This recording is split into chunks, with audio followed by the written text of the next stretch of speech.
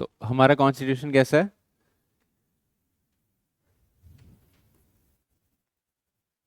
Federal है but with, हाँ, unitary बायस। मतलब हमारे कॉन्स्टिट्यूशन में दोनों चीजें हैं।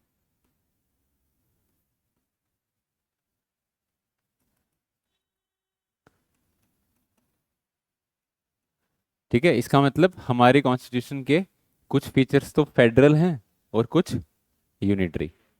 ठीक है, फेडरल मतलब जहाँ पे स्टेट्स को पावर देने की बात कर रहे हैं, और यूनिटरी मतलब जहाँ पे सेंटर ज़्यादा पावरफुल हो रहा है। ठीक है, तो वही देखेंगे कि कहाँ कहाँ पे स्टेट ज़्यादा पावरफुल है, कहाँ कहाँ पे सेंटर ज़्यादा पावरफुल हो रहा है। ठीक है, तो पहले लिखो federal features of constitution.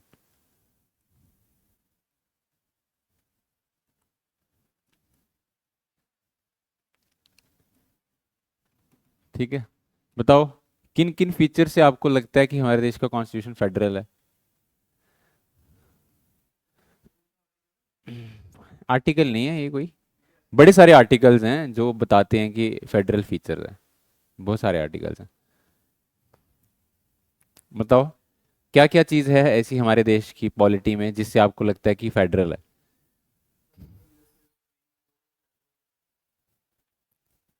Supreme court से फेडरल होता है? जुडिशरी तो हमारी इंटीग्रेटेड है, उससे तो यूनिटरी पता चलता है कि एक ही जैसी जुडिशरी है स्टेट्स में भी। उससे यूनिटरी हो रहा है।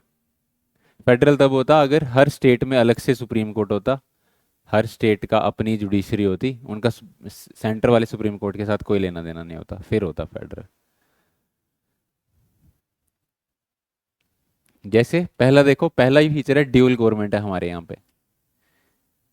ड्यूअल गवर्नमेंट है ना, सेंटर में अलग से गवर्नमेंट और स्टेट में अलग से गवर्नमेंट, दोनों अलग अलग सरकारें होती हैं। इससे क्या पता चल रहा है कि स्ट्रक्चर कैसे है? फेडरल। दूसरा, हमारे देश का कॉन्स्टिट्यूशन कैसे है? Written constitution. देखो जिन भी देशों में रिटन कॉन्स्टिट्यूशन होता है वहां पे स्ट्रक्चर कैसा होता है? फेडरल। जैसे यूएस में भी रिटन कॉन्स्टिट्यूशन है तो स्ट्रक्चर कैसे है? फेडरल। ठीक है, जहां जहां पे भी रिटन कॉन्स्टिट्यूशन होता है वहां पे फेडरल स्ट्रक्चर ही होता है, जहां पे हम डिटेल में पहले ही कॉन्स्टिट्यूशन लिख लेते हैं पावर्स को डिस्ट्रीब्यूट करके कि भाई आपके पास ये पावर है, हमारे पास ये पावर्स। ठीक है। तीसरा, हमारे यहाँ पे क्या है? सेवन्थ शेड्यूल कॉन्स्टिट्यूशन में, है ना? क्या है सेवन्थ शेड्यूल? सेवन्थ शेड्यूल क्या बताता है? Distribution of powers between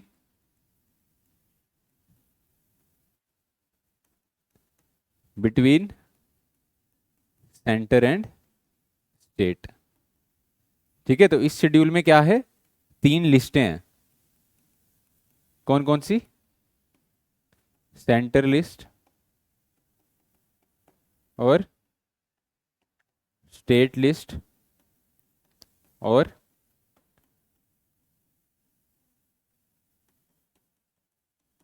concurrent list. ठीक है, तो सेंटर लिस्ट में सेंटर लॉज बनाएगा, स्टेट लिस्ट में जो चीजें उन पे लॉज कौन बनाएगी? स्टेट बनाएगी, और कॉन्करेंट लिस्ट में दोनों बना सकते हैं। ठीक है, इससे भी क्या पता चल रहा है कि कैसा सिस्टम है? फेडरल सिस्टम है। ठीक है, उसके बाद नेक्स्ट फीचर, हमारे देश में सुप्रीम क्या है? सुप्रीम अथॉरिटी क्या है हमारे देश में? किसकी सुप्रीमेसी है?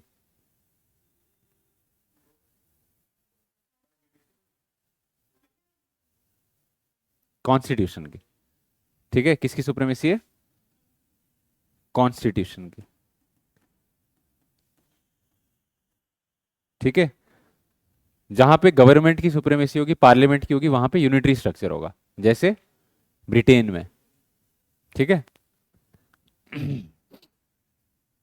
और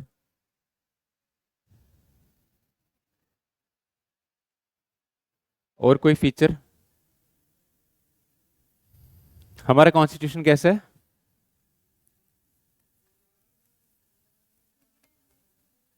हाँ, पर रिजिड वाला जो फीचर है वो है फेडरल, और फ्लेक्सिबल वाला वो है यूनिटरी।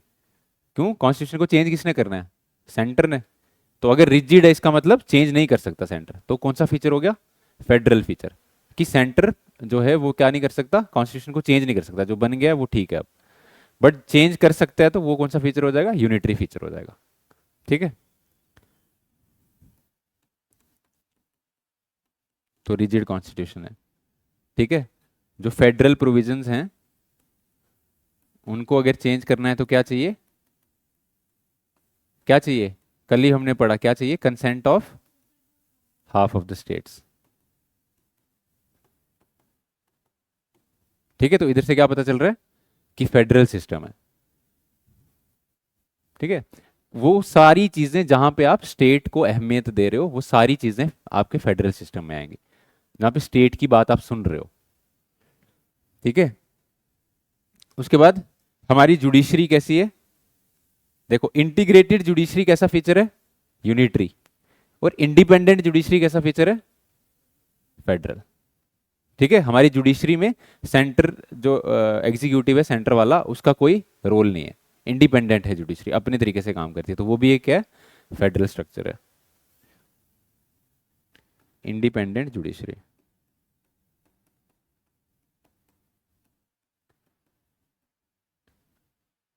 ठीक है, सेपरेशन फ्रॉम, कौन से आर्टिकल में हमने पढ़ा था जुडिशरी को सेपरेट करना है एग्जीक्यूटिव से?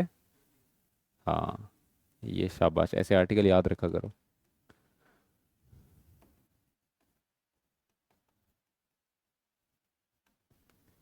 ठीक है, और कोई फीचर है?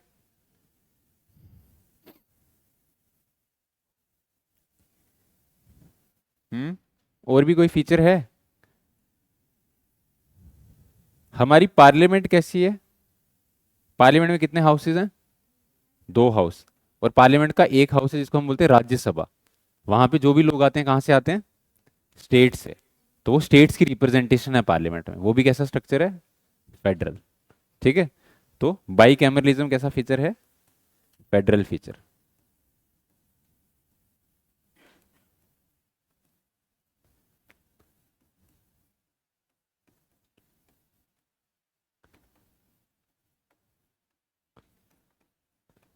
Representation from states.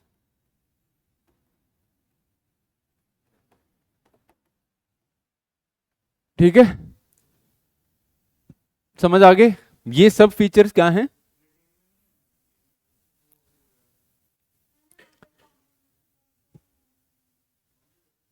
वहां पे भी है, बट वहां पे क्या है ना, ब्रिटेन में पार्लियामेंट सुप्रीम है। वहां पे भी हैं दो हाउस, बाईकैमरलिज्म वहां पे भी है। बट वहां पे पार्लियामेंट ही सुप्रीम है, पार्लियामेंट ने जो बोल दिया वही होगा। वहां पे स्टेट्स के पास जो, वहां पे स्टेट्स ही कितनी है? ठीक है, छोटा सा तो देश है वो, तो कितनी स्टेट्स हैं वहां पे? इसलिए वहां पे पार्लियामेंट जो है वही सुप्रीम है, उसी की चलती है जो चलती है। ठीक है, याद रहेंगे ये features? Dual government, written constitution, seventh schedule, supremacy of the constitution, rigid constitution, independent judiciary और बाईकैमरलिज्म, ये सब कैसे फीचर्स है? फेडरल फीचर्स है। ठीक है, अब इनके अगेंस्ट हमारे कॉन्स्टिट्यूशन में कुछ फीचर्स कैसे हैं? यूनिटरी फीचर्स हैं। बताओ। हाँ,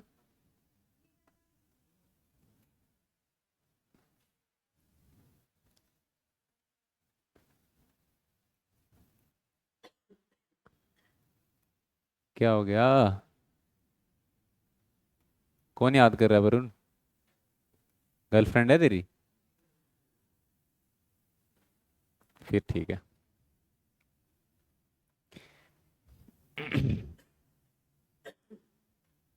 अब बनने वाली है मतलब?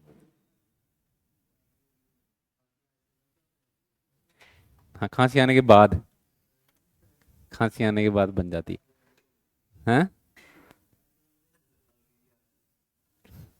2 दिन बनेगी ना फिर। अच्छा बताओ, अब यूनिटरी फीचर कौन कौन सा होगा फिर, जहां पे सेंटर ज्यादा स्ट्रांग हमें दिख रहा है जिस फीचर से? हम, और बताते जाओ, अब यहाँ इसका आपको, इससे देख के ही आपको पता चल जाएगा कि क्या क्या हमारी यूनिटरी फीचर्स है।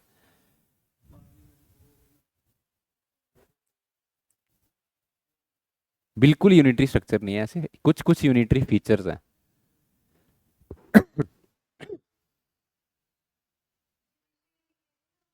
हम्म। हाँ, इंटीग्रेटेड जुडिशरी है, फ्लेक्सिबल कॉन्स्टिट्यूशन है, और ऐसे खुद सोचो कि सेंटर के पास कहाँ कहाँ ज़्यादा पावर्स हैं। हाँ ठीक है, कुछ चीज़ें हैं जहाँ पे पार्लियामेंट ही लॉज बना सकती है।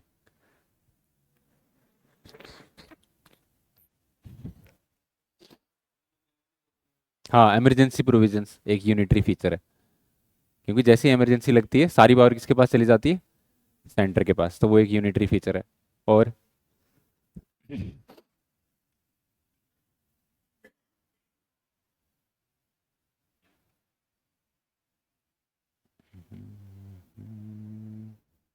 सिंगल सिटीजनशिप है हमारे देश में, है ना? स्टेट्स की अलग अलग सिटीजनशिप नहीं होती, वो भी एक क्या है? यूनिटरी फीचर है। फिर सेंटर क्या करता है? हर स्टेट में गवर्नर को अपॉइंट करता है, करता है ना? गवर्नर का क्या काम है? गवर्नर एजेंट होता है किसका? सेंटर का। सेंटर का एजेंट होता है वो। तो वो कैसा फीचर है? यूनिटरी। उनकी इंडिपेंडेंस छीन रहा है ना वो कैसा फीचर है? यूनिटरी फीचर है। फिर हमारा जो सेवन शेड्यूल है जिसमें हमने बोला, ये इसमें जो सेंटर लिस्ट है ना, इसमें ज्यादा चीजें हैं। ठीक है, 100 समथिंग। ठीक है, 99 या 100 के आसपास। और जो स्टेट लिस्ट है उसमें कम चीजें हैं, 60-70 के आसपास होंगी। ठीक है, ज्यादा चीजें सेंटर लिस्ट में है, मतलब सेंटर के पास ज्यादा पावर है। दूसरा, जो रेजिड्यूरी पावर्स है, जो इन तीनों लिस्टों में चीज नहीं लिखी है, उसकी पावर भी किसके पास है? सेंटर के पास है। अगर सेंटर और स्टेट लॉ के बीच में कभी भी कंफ्लिक्ट आता है तो कौन सा लॉ माना जाता है? सेंटर का लॉ माना जाता है हमेशा। ठीक है, तो इसका मतलब सेंटर स्ट्रांग है। हमारे देश में ऑल इंडिया सर्विसेज है ना? जैसे आईएएस, आईपीएस, आईएफएस। तो ये लोग काम कहाँ करते हैं? स्टेट्स में। बट इनको अपॉइंट कौन करता है? सेंटर। ठीक है, तो ये भी सेंटर के एजेंट है मतलब सारे। तो इसका मतलब सेंटर स्ट्रांग है, इनको स्टेट ऐसे निकाल नहीं सकती। ठीक है। फिर इंटीग्रेटेड जुडिशरी आपने बता दिया, बस इतने ही हैं। ठीक है, अच्छा, पार्लियामेंट के पास एक और पावर है कि पार्लियामेंट क्या कर सकती है? स्टेट सब्जेक्ट के ऊपर भी लॉज बना सकती है कुछ कुछ कंडीशंस में। जैसे अगर किसी स्टेट में प्रेसिडेंट रूल लगा है, तो पार्लियामेंट के पास पावर आ जाती है कि वहां की स्टेट में लॉज बनाए वो। ठीक है, तो अगर दो से ज्यादा स्टेट्स मिलके बोले सेंटर को कि हमारे लिए ये लॉ बनाओ, तो वहां पे भी सेंटर जो है वो स्टेट्स के लिए लॉ बना सकता है। ठीक है, तो आप ये देख रहे हो कि अच्छा, दूसरा, आर्टिकल 2 और 3 में भी आपने देखा कि सेंटर क्या कर सकता है? पार्लियामेंट क्या कर सकती है? किसी भी स्टेट को चेंज कर सकती है, उसका नाम बदल सकती है, बाउंड्री कम ज्यादा कर सकती है। तो ये सब फीचर्स क्या है? यूनिटरी फीचर्स है। ठीक है, समझ में आ गया? लिखो इसमें, सिंगल सिटीजनशिप,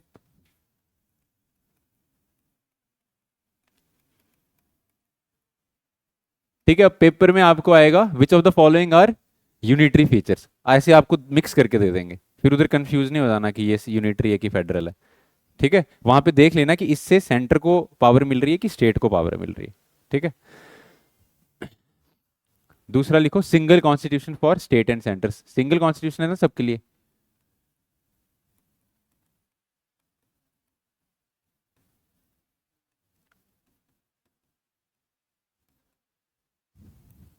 तीसरा लिखो, इंटीग्रेटेड जुडिशरी।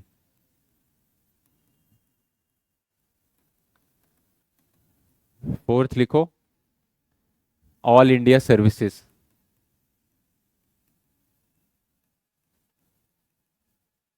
ठीक है, जैसे आईएएस, आईपीएस, आईएफएस, ईटीसी।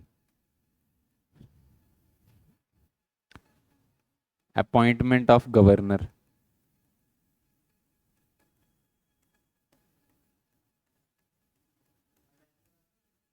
हो गई है, वो आज सर की दूसरी क्लास में ना थी, उन्होंने पहले पढ़ा दी, उन्होंने जाना था कहीं, वो इधर ही आके शेड्यूल चेंज हुआ तो इसलिए। Appointment of governor by, math वाले सर का ना नंबर रख लो, चलेगा? मैथ वाले सर का नंबर भी रख लो अपने पास, कि कुछ आगे पीछे वो आपको बता दें वो। Bye centre, appointment of governor bye centre. ठीक है, मोर subjects in centre list, central list में ज्यादा सब्जेक्ट्स हैं। ठीक है, रेजिड्यूरी पावर्स भी किसके पास हैं? With centre. ठीक है, और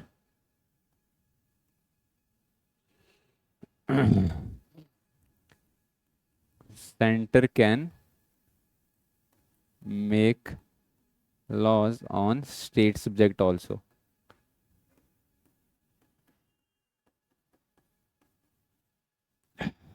ठीक है, इन सर्टन केसेस।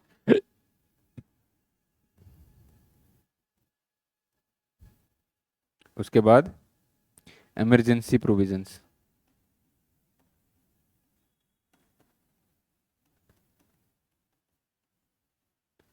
ठीक है, ये सब कौन से फीचर्स हैं? Unitary features.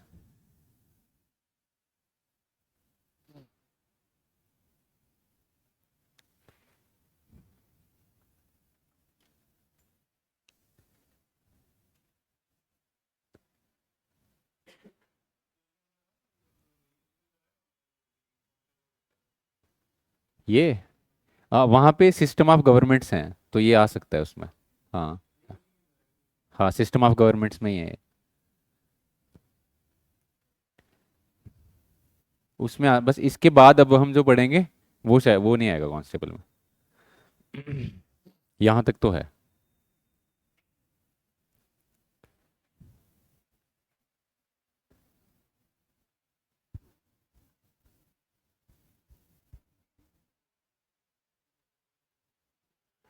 ठीक है, समझ में आ गया ये? ठीक है, यही हैं आपके फेडरल फीचर्स और यूनिटरी फीचर्स कॉन्स्टिट्यूशन के। ठीक है, नेक्स्ट करेंगे इमरजेंसी प्रोविजंस।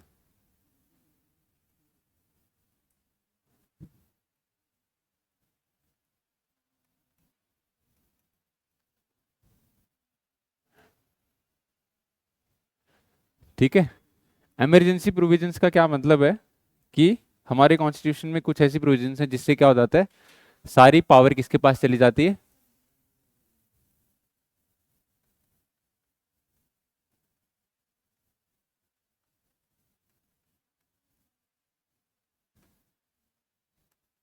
ठीक है,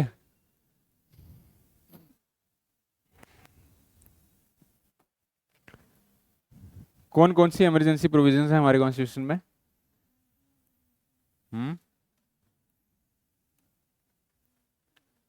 national emergency,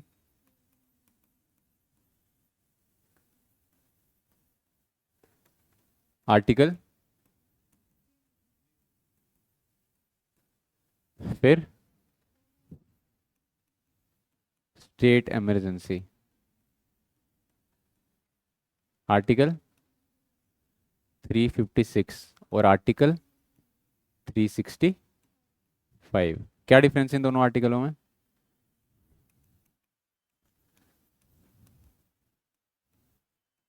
financial emergency, article. ठीक है, इनमें डिफरेंस पता है? चलो करते हैं अभी। ठीक है, तो तीन ग्राउंड्स पे इमरजेंसी लग सकती है देश में। इमरजेंसी मतलब आपातकाल। ठीक है,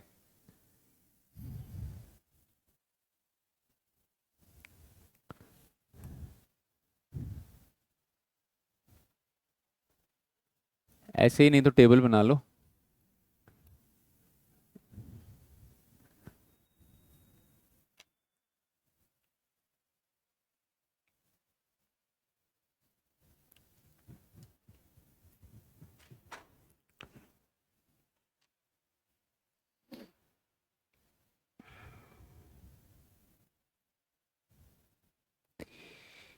ठीक है, तो सबसे पहले क्या पढ़ेंगे? सब में पढ़ेंगे कि ग्राउंड्स क्या हैं लगने के, कब नेशनल इमरजेंसी लगाई जाएगी।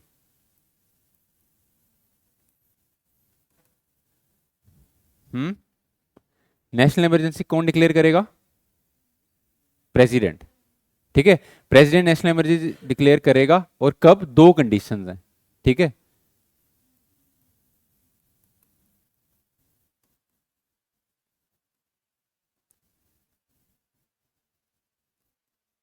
National emergency on the grounds, कौन कौन से ग्राउंड्स हैं? पहला, हाँ, पहला कोई एक्सटर्नल एग्रेशन हो गया है, ठीक है, मतलब वॉर होगी किसी के साथ।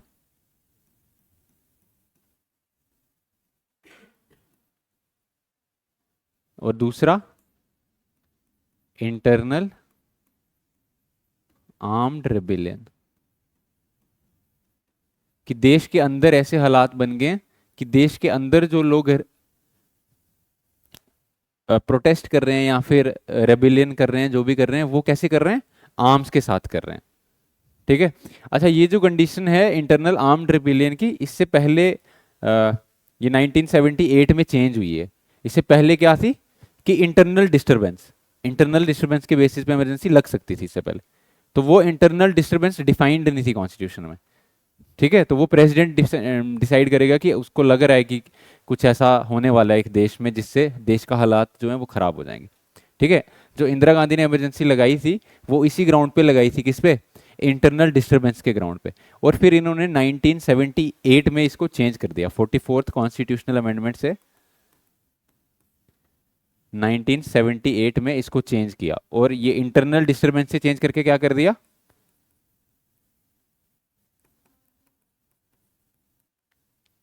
कि अब सिर्फ इंटरनल डिस्टरबेंस के नाम पे आप इमरजेंसी नहीं लगा सकते। अब क्या करना होगा, अगर इंटरनल आर्म्ड रिबेलियन होगा, ठीक है, आपको लगेगा कि इस लेवल का रिबेलियन हो गया कि लोगों के पास हथियार हैं, लोग गोलियां लेके आप पे अटैक कर रहे हैं, फिर जाके आप नेशनल इमरजेंसी लगा सकते हो, अनलेस नहीं लगा सकते, ठीक है।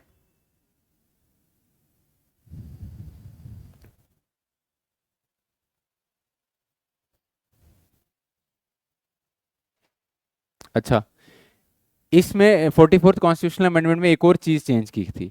वो क्या? कि देखो, प्रेसिडेंट कभी भी जब डिक्लेयर करेगा नेशनल इमरजेंसी, वो किसके, प्रेसिडेंट ऐसे नॉर्मली किसके कहने पे चीजें करता है? नहीं नहीं नहीं, प्रेसिडेंट किसके कहने पे चीजें करता है? बताओ। हाँ, हाँ, prime minister and council of ministers के कहने पे ही सब काम करता है ये, ठीक है। अब इससे पहले जो भी इमरजेंसी, ये इंदिरा गांधी ने भी जो इमरजेंसी लगाई तो कैसे लगाई? फोन करके बोला उनको कि इमरजेंसी लगा दो, तो उन्होंने लगा दी। तो उन्होंने बोला कि अब ऐसा नहीं होगा कि कोई प्राइम मिनिस्टर डायरेक्ट ऐसे ही बोल दे किसी को, हमें जो कैबिनेट है, जो कैबिनेट मिनिस्टर्स हैं, कम से कम उनकी रिटर्न रिकमेंडेशन चाहिए होगी, हाँ, कैबिनेट मिनिस्टर्स की, तब जाके प्रेसिडेंट डिक्लेयर कर सकता है कि इमरजेंसी लग रही है। नहीं था।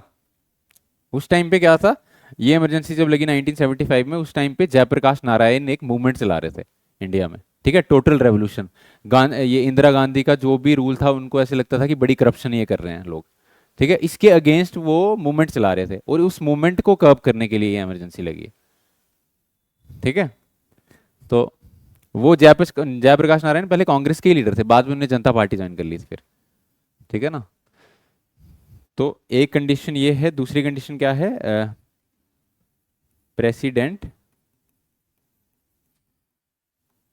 must have written recommendation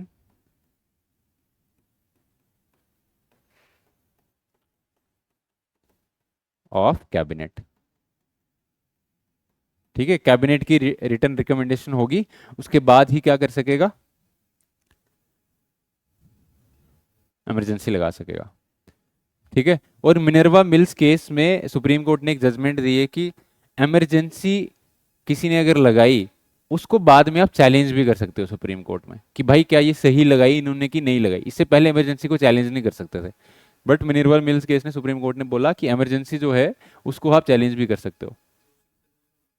सजा थोड़ी होगी सजा, वो तो कोर्ट देखेगा ना कि फिर क्या है, क्या कुछ सजा नहीं है, बस ये है कि उसको आप चैलेंज कर सकते हो, उसकी कॉन्स्टिट्यूशनैलिटी को चैलेंज कर सकते हो, बाद में ये बोल सकते हैं कि ये अनकॉन्स्टिट्यूशनल थी, ठीक है, सरकार का नाम खराब हो सकता है उससे, ठीक है। अब अगर बताओ, अब इमरजेंसी लग गई, ठीक है, प्रेसिडेंट ने लगाई, इसमें पार्लियामेंट का अभी तक कोई रोल नहीं है, लेकिन जब प्रेसिडेंट इमरजेंसी प्रोक्लेम कर देगा, उसके कितने देर तक पार्लियामेंट को भी करनी पड़ेगी, पार्लियामेंट से अप्रूव करवानी है कि नहीं करवानी है? पार्लियामेंट से भी अप्रूव करवानी पड़ती है, ठीक है। लगा तो देगा प्रेसिडेंट अपनी मर्जी से, मतलब काउंसिल ऑफ मिनिस्टर से, कैबिनेट से पूछ के लगा दी, फिर उसको पार्लियामेंट से अप्रूव करवाना पड़ेगा। कितने टाइम के अंदर अंदर करवाना पड़ेगा? 1 महीने के अंदर अंदर।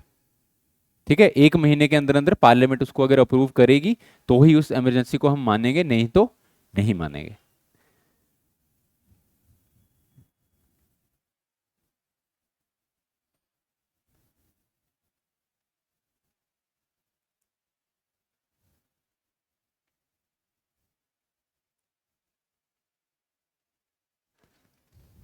ठीक है, यहां तक लिख लो, इसके आगे लिखवाता हूं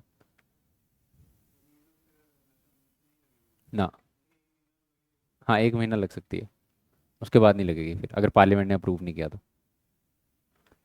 ठीक है, लिखो, proclamation of emergency must be approved by both the houses of parliament. Proclamation of emergency must be approved by both the houses of parliament within 1 month from the date of issue।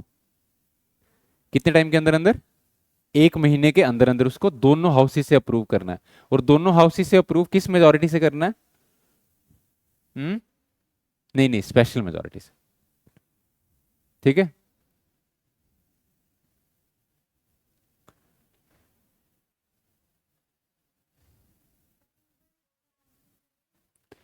With in 1 month from the date of issue.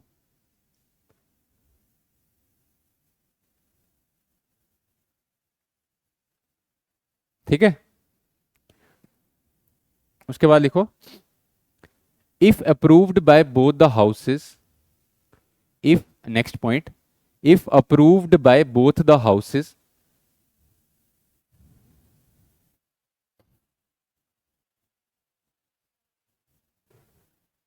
the emergency continues for 6 months। कितनी देर तक रहेगी फिर? 6 महीने बाद, 6 महीने तक। और 6 महीने के बाद इसको फिर से क्या करना पड़ेगा? पार्लियामेंट से अप्रूव करवाना पड़ेगा। ठीक है, और ऐसे कितने टाइम तक हम इसको अप्रूव करवा सकते हैं बार बार? इनडेफिनेट, जब तक आप चाहो, पर हर 6 महीने बाद क्या करना है? अप्रूव करना है। लिखो, if proclamation if approved by both the houses, the emergency continues for 6 months। यहां तक लिख लिया? And can be extended to an indefinite period, and can be extended to an indefinite period with approval of parliament for every 6 months। With approval of parliament for every 6 months।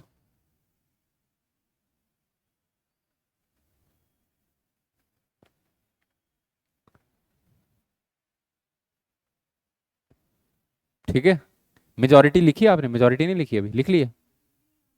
लिख लो, लिख लो, resolution approving proclamation must be passed, resolution approving proclamation must be passed by special majority. तो जो भी resolution है जिसमें ये इमरजेंसी की हम बात कर रहे हैं, ये स्पेशल मेजोरिटी से पास होना चाहिए। स्पेशल मेजोरिटी कौन सी?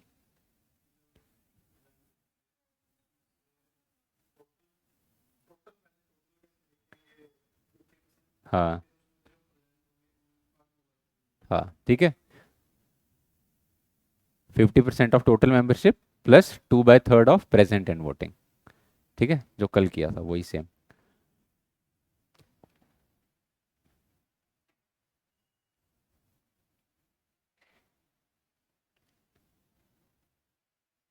ठीक है, अब इमरजेंसी लग गई, इसको रिवोक कैसे करेंगे, हटाएंगे कैसे? देखो, रिवोकेशन ऑफ इमरजेंसी, इसी में रिवोकेशन ऑफ इमरजेंसी कैसे हटाएंगे?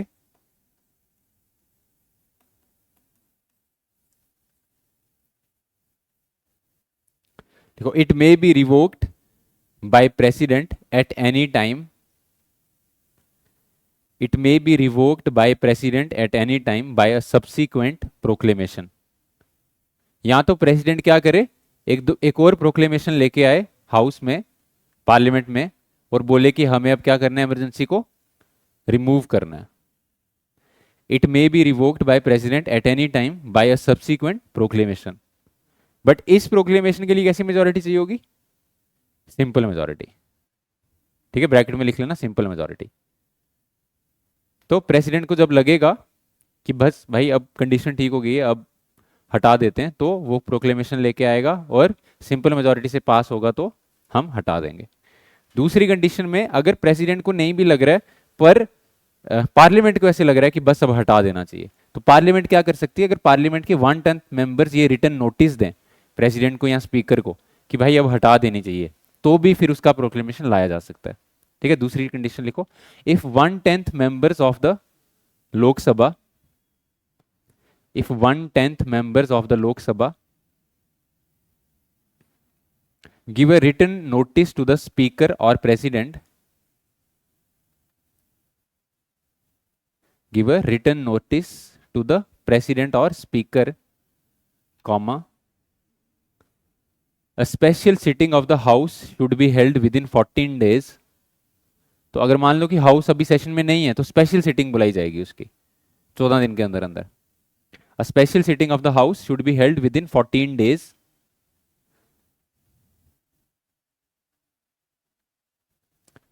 for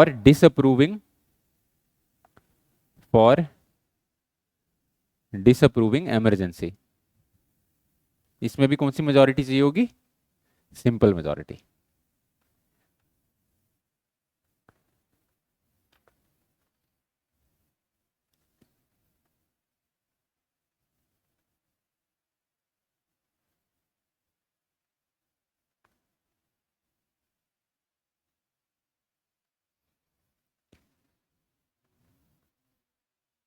ठीक है, अब ये नेशनल इमरजेंसी के इफेक्ट्स क्या क्या होंगे वो भी देखने पड़ेंगे। ठीक है, लिखो इफेक्ट्स ऑफ नेशनल इमरजेंसी। पहले लिखो सबसे important, effects on fundamental rights. मैंने आपको बोला था एक फंडामेंटल राइट है जो अपने आप ही सस्पेंड हो जाता है, कौन सा? 19। लिखो according to article 358, according to article 358 article 19 suspends automatically.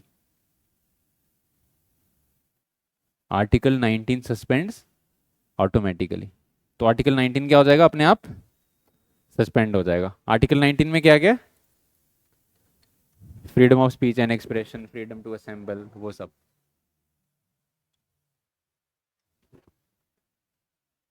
ठीक है, और बाकी के आर्टिकल्स कौन कौन सा नहीं होगा सस्पेंड?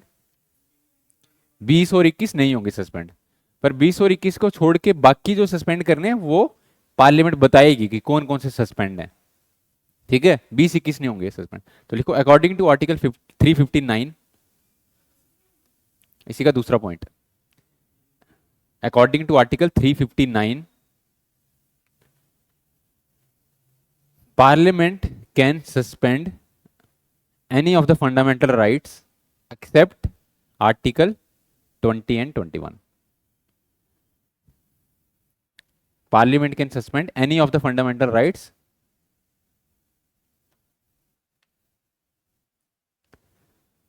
except article 20 and 21।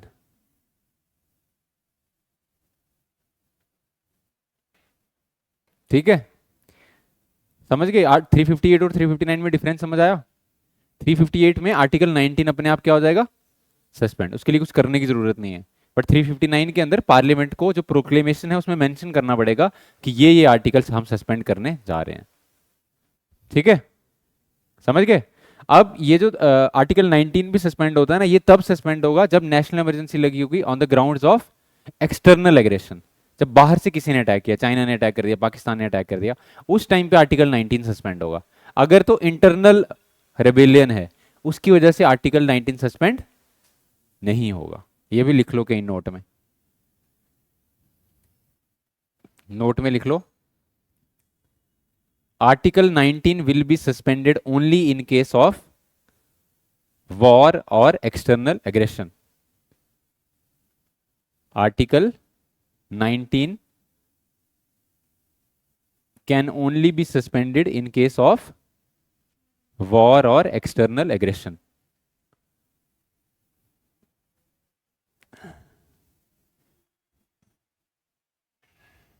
ठीक है, सेंटर स्टेट रिलेशंस पे क्या इफेक्ट होगा?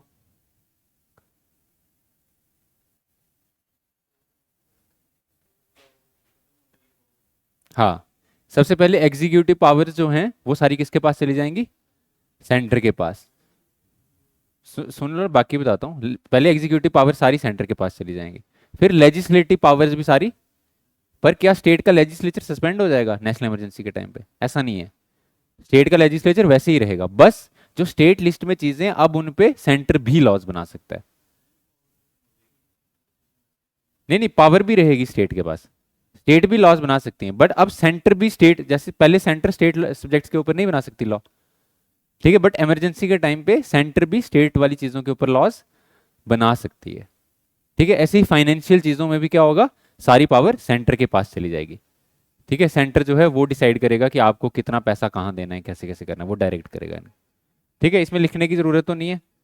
लिखने की जरूरत है ये? इसी में ही लिखनी है, लिख लो। Effect on centre state relations, सबसे लंबी यही है नेशनल इमरजेंसी, बाकी दो छोटी छोटी हैं फिर। Effect on centre state relations, पहला पॉइंट लिखो इसमें, the centre become entitled to give executive directions to state. The centre become entitled to give executive directions to state. तो सेंटर क्या कर सकता है अब? स्टेट को एग्जीक्यूटिव डायरेक्शंस दे सकता है।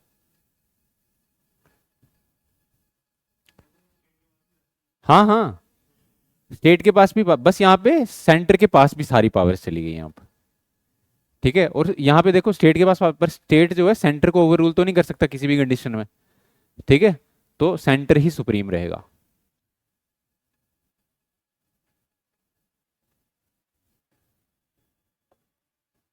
दूसरी लिखो,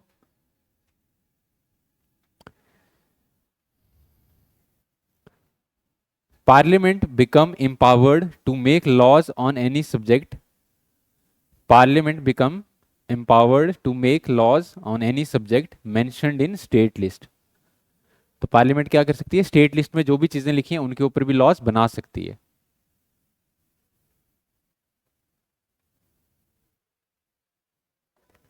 however state legislature is not suspended. State legislature है जो, वो क्या है, सस्पेंड नहीं होगा।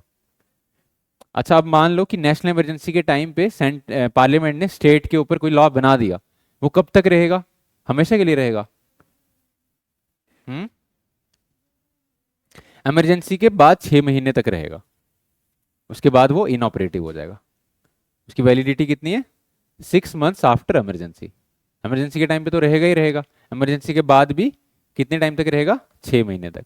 उसके बाद अगर स्टेट लेजिस्लेचर चाहती है उस लॉ को, तो वो भी पास करवाए अपने स्टेट लेजिस्लेचर से, फिर वहां पे रह जाएगा, नहीं तो इनऑपरेटिव हो जाएगा। ठीक है,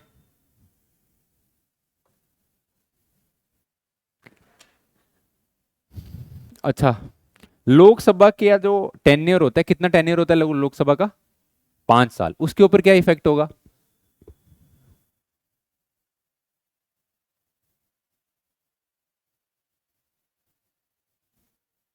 हम्म, उस टेन्योर को भी हम क्या कर सकते हैं, एक्सटेंड कर सकते हैं। अगर नेशनल इमरजेंसी लगी है तो लोकसभा का टेन्योर भी क्या हो जाएगा, एक्सटेंड। लेकिन एक बार में कितना एक्सटेंड होगा? 1 साल के लिए। ठीक है, एक बार में 1 साल के लिए एक्सटेंड होगा। लिखो, life of the Lok Sabha may be extended beyond 5 years। Life of Lok Sabha may be extended beyond 5 years by a law of parliament. लेकिन उसके लिए पार्लियामेंट से लॉ पास करना पड़ेगा। Life of Lok Sabha may be extended beyond 5 years by a law of parliament for 1 year at a time. For 1 year at a time. हाँ, 1 साल के लिए एक बार लॉ बनाएंगे, तो 1 साल के लिए एक्सटेंड करेंगे, अगर फिर से करने की जरूरत पड़ी तो फिर से लाएंगे 1 साल के लिए, एक एक साल के लिए एक्सटेंड करेंगे।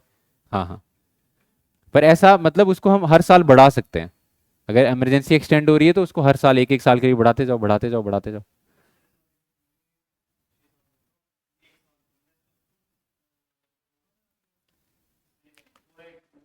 पहले मेरी बात सुनो, लोकसभा का टेन्योर होता है 5 साल का। अब मान लो जब नेशनल इमरजेंसी लगी, अभी 1 साल बचा है लोकसभा का, तो उसको नहीं गिनेंगे उसमें, वो तो है ही अभी लोकसभा का टेन्योर। फिर जब लोकसभा का टेन्योर खत्म होने वाला, अभी इमरजेंसी खत्म नहीं हुई, तो फिर उस टाइम क्या करेंगे, एक लॉ लाएंगे, पार्लियामेंट 1 साल और बढ़ा देंगे। ठीक है, 5 साल तो वो अपने काटेगी ही काटेगी, उसके बाद 1 साल बढ़ा देंगे। फिर अगले साल भी नहीं हुई खत्म इमरजेंसी, तो 1 साल फिर से बढ़ा देंगे, खत्म होगी तो खत्म होगी फिर।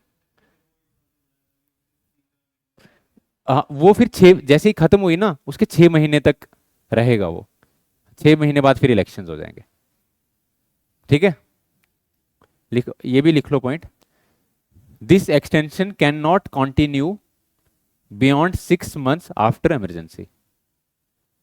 This extension can not continue beyond 6 months after emergency. तो इमरजेंसी के बाद 6 महीने ही उसको एक्सटेंड कर सकते हैं, उसके बाद इलेक्शन करवाना पड़ेगा।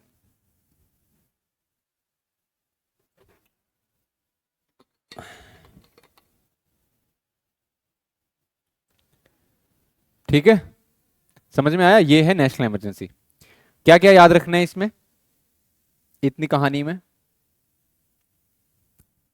एक तो ग्राउंड्स याद रखने हैं, कौन कौन से ग्राउंड्स पे लगती है? 2 ग्राउंड्स पे, एक या तो वॉर ऑन एक्सटर्नल और एक्सटर्नल एग्रेशन, या फिर internal armed rebellion. Internal rebellion नहीं, इंटरनल आर्म्ड रिबेलियन। ठीक है, अच्छा, प्रेसिडेंट को क्या चाहिए होगा? रिटर्न रिकमेंडेशन चाहिए होगी, किसकी? कैबिनेट की, तभी वो इमरजेंसी लगा सकेगा। ठीक है, उसके बाद इमरजेंसी लगाने के बाद उसको 1 महीने के अंदर अंदर क्या करना होगा? पार्लियामेंट से अप्रूव करवाना होगा, दोनों हाउसेस से विद स्पेशल मेजोरिटी। ठीक है, तभी वो लगेगी। फिर एक टाइम लग गई जब, तो उसको कितना एक्सटेंड कर, कितने टाइम के लिए लगेगी एक बार जब अप्रूव कर दी? 6 महीने के लिए। 6 महीने, हर 6 महीने के बाद उसको पार्लियामेंट से अप्रूवल चाहिए होगा। ठीक है, पर ऐसे उसको कितने टाइम तक एक्सटेंड कर सकते हैं? इनडेफिनेट, जब तक आप चाहो तब तक कर सकते हो। ठीक है, फिर उसके बाद क्या याद रखना है कि उसको रिवोक कैसे करेंगे, हटाएंगे कैसे, कैसे हटाएंगे? या तो प्रेसिडेंट क्या बोले कि वो दोबारा प्रोक्लेमेशन लेके आए और दोनों हाउस उसको सिंपल मेजोरिटी से पास करें तो हट जाएगी, या फिर 1/10 मेंबर लोकसभा के आए और बोलें कि भाई इसको हटा दो, तो सिंपल मेजोरिटी से फिर भी हट जाएगी। 2 कंडीशन। ठीक है, अब क्या क्या इफेक्ट्स होंगे इसके? सबसे पहले फंडामेंटल राइट्स पे क्या इफेक्ट होंगे? आर्टिकल 358 बोलता है कि आर्टिकल 19 अपने आप सस्पेंड हो जाएगा, बट सस्पेंड कब होगा? सिर्फ जब बाहर से अटैक किया किसी ने, तब होगा सस्पेंड। अगर अंदर ही प्रॉब्लम है तब आर्टिकल 19 सस्पेंड नहीं होगा। आर्टिकल 359 क्या बोलता है कि 20 और 21 को छोड़ के पार्लियामेंट बाकी सारे आर्टिकल्स को, बाकी सारे फंडामेंटल्स को सस्पेंड कर सकती है। ठीक है, समझ में आ गया? फिर सेंटर स्टेट रिलेशंस पे क्या इफेक्ट होगा? जो भी एग्जीक्यूटिव डिसीजंस होंगे वो स्टेट के सेंटर भी ले सकता है, उनको डायरेक्शंस दे सकता है। दूसरा, स्टेट सब्जेक्ट के ऊपर भी लॉज बना सकता है, बट स्टेट लेजिस्लेचर सस्पेंड नहीं होगी। अगर कोई सेंटर ने लॉ बनाया है वो इमरजेंसी के बाद 6 महीने तक स्टेट में रहेगा। ठीक है, समझ गए? और भी था कुछ? लाइफ कितनी है? 5 साल के बाद उसको पार्लियामेंट के लॉ से 1 साल एक्सटेंड कर सकते हैं, ऐसा आप इनडेफिनेट टाइम तक कर सकते हो, हर 1 साल के बाद उसको एक्सटेंड कर दो। ठीक है,